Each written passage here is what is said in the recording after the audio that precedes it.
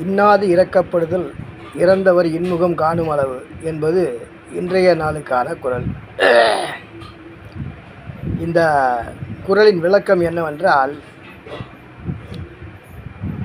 தம்மிடம் பொருள் வேண்டி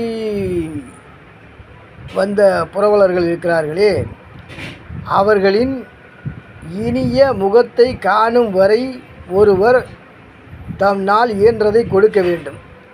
அதாவது போதும் என்ற அளவு அவருக்கு வர வேண்டும், அந்த அளவுக்கு செய்ய வேண்டும் என்று கூற வருகிறார்.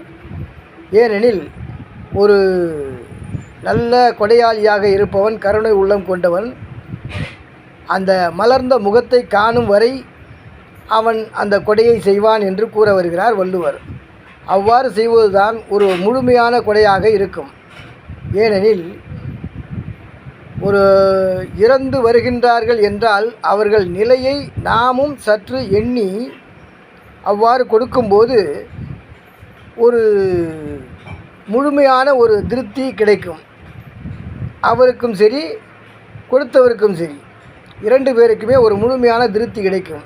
அதனால்தான் அந்த இறந்து வருகின்ற புரவலர்களின் இன்முகத்தை காணும் வரை கொடுக்க வேண்டும் என்று கூற வருகிறார் வள்ளுவர்.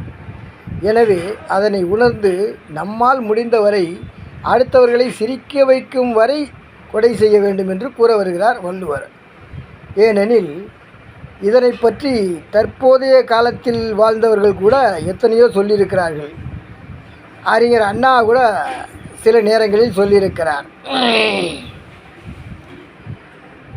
மலர்ந்த முகத்தை காணும்போது இன்பம் என்று கூறியிருக்கிறார்.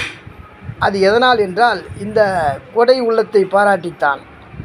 எனவே அதனை உணர்ந்து அனைவருமே அவ்வாறு செயல்பட வேண்டும் என்று அன்போடு கேட்டுக்கொள்கிறேன். வணக்கம்.